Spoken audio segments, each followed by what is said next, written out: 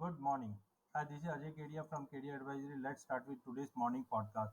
तो सबसे पहले हम ग्लोबल मार्केट की अगर हम बात कर लेते हैं तो कल के सेशन में इन्फ्लेशन के नंबर आने के बाद भी आप देख सकते हैं डॉलर इंडेक्स में कोई बड़ा खास तेजी या मंदी नहीं हुआ. मार्केट एकदम फ्लैट है. पिछले 5-7 दिन से डॉलर इंडेक्स 102.60 के ऊपर नहीं जा पा रहा है, ना ही 102 के नीचे सस्टेन कर पा रहा है. ये काफी इंपॉर्टेंट हो जाता है बिकॉज अगर 103 का लेवल आज के सेशन में नहीं तोड़ा तो हाई पॉसिबिलिटी के हम एक पुल बैक देख पाए. और जब भी डॉलर में गिरावट आती है कहीं ना कहीं सोने और चांदी या बाकी कमोडिटी के अंदर तेजी बनती है.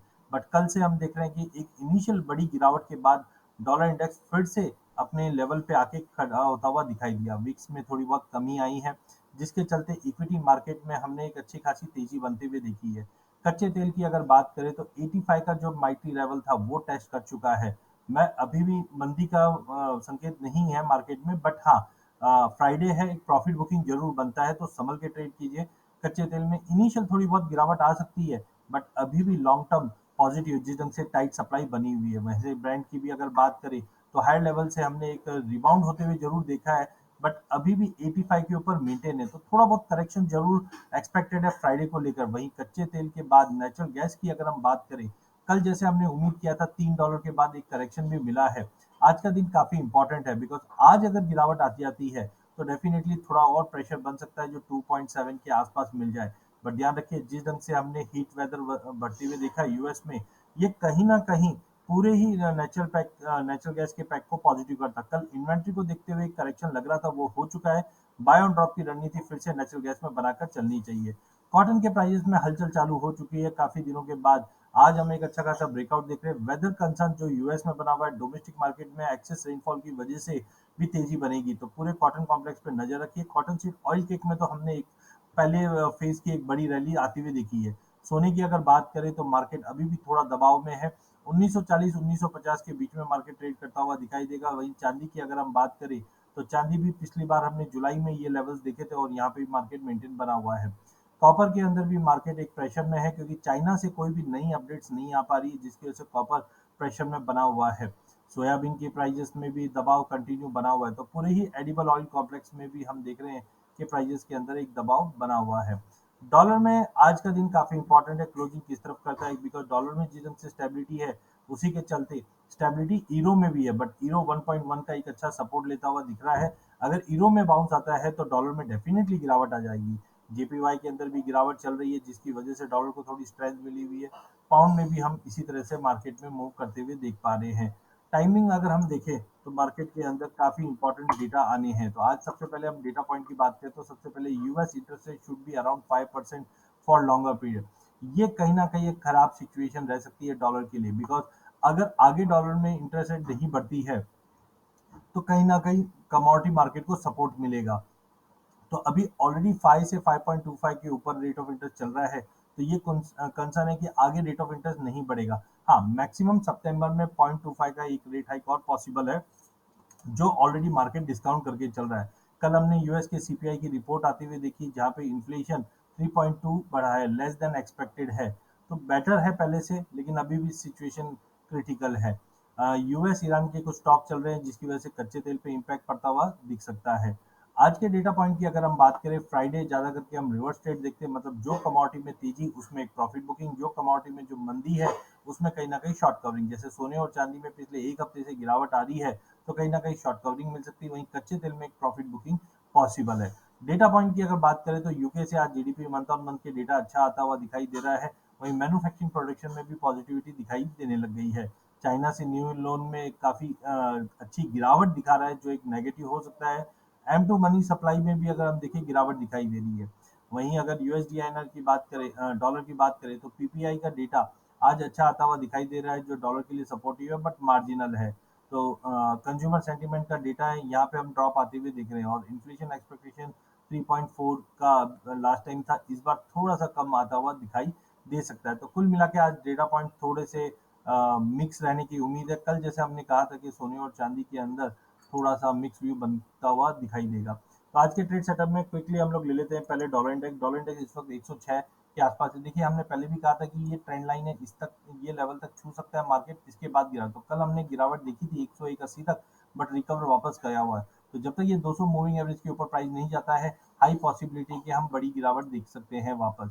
यहाँ पे आप देखिए धीरे धीरे कर्व बनना चालू हो चुका है, वॉलिटिलिटी बढ़ने वाली है, जिसका मतलब है डॉलर में इनकेस अगर आज का सेशन 103 के ऊपर नहीं गया तो हाई पॉसिबिलिटी कि हम वापस गिरावट देख पाएंगे। वहीं सोने की अगर बात करें ओल्ड मंथ में, यहाँ पे हम cup and handle formation, rounding bottom formation देख रहे हैं, लेकिन प्राइजेस 200 मूविंग एवरेज के बिल्कुल सपोर्ट पे है। तो जब तक 1910 के नीचे की क्लोजिंग नहीं देती है वीकली बेस पे, हाई पॉसिबिलिटी कि हम यहाँ से वापस रिकवर देख पाए प्राइजेस के अंदर। तो संभल के ट्रेड कीजिए, दिन के सेशन में मार्केट में हो सकता है मार्केट साइड में रहे।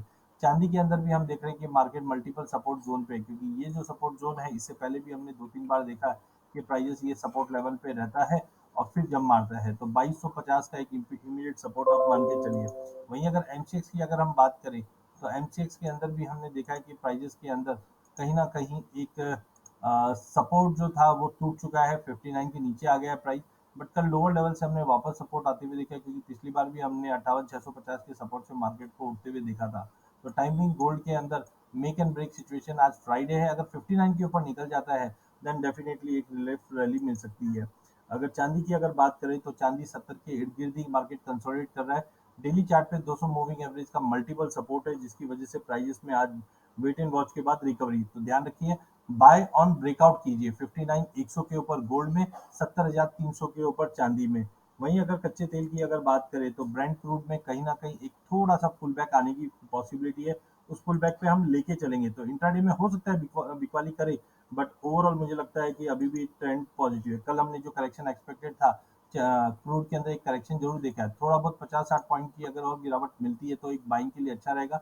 मैक्सिमम डाउनसाइड 6750 तक का रह सकता है, बट इस ड्रॉप पे लेके चलिए आगे। 7200 की तैयारी कच्चा तेल कर रहा है। नेचुरल गैस में एक एक्सपेक्टेड था कि मार्केट में एक गिरावट आएगी, वो गिरावट हो आ चुकी है। तो कहीं ना कहीं थोड़ी बहुत और गिरावट अगर मिलती है, कहने का मतलब है 224 तक, तो वो एक बाइंग का लेवल बन जाएगा। जब तक 220 के नीचे क्लोज नहीं देता है, हाई पॉसिबिलिटी कि हम वापस 260-70 की तैयारी करते हुए दिखाई देंगे। कॉपर की अगर बात करें तो कॉपर के अंदर प्राइजेस अभी भी इंपॉर्टेंट रेजिस्टेंट के नीचे है। 332 के ऊपर तेजी रहेगी, नहीं तो 324 तक के लेवल पे बाइंग बनती है। जिंक की अगर बात करें तो 220 के ऊपर काउंटर साइडवे रहेगा, लेकिन गिरावट आज दिख सकती है। चाइना से जो नंबर्स आ रहे हैं वो कहीं ना कहीं अच्छे नहीं आ रहे, तो 220 तक के सपोर्ट ले सकते हैं। एल्यूमिनियम भी 200 के करीब ही कंसोलिडेट करता हुआ दिखाई दे रहा है, खाली शॉर्ट कवरिंग का आज है जिसमें मार्केट को सपोर्ट मिले। तो 99 से लेकर 201 का रेंज। अगर लेड की बात करें तो मार्केट सीमित दायरे में ही ट्रेड कर रहा है, 141 के नीचे नहीं जा रहा, तो 185 के ऊपर भी मार्केट सस्टेन नहीं कर पा रहा है।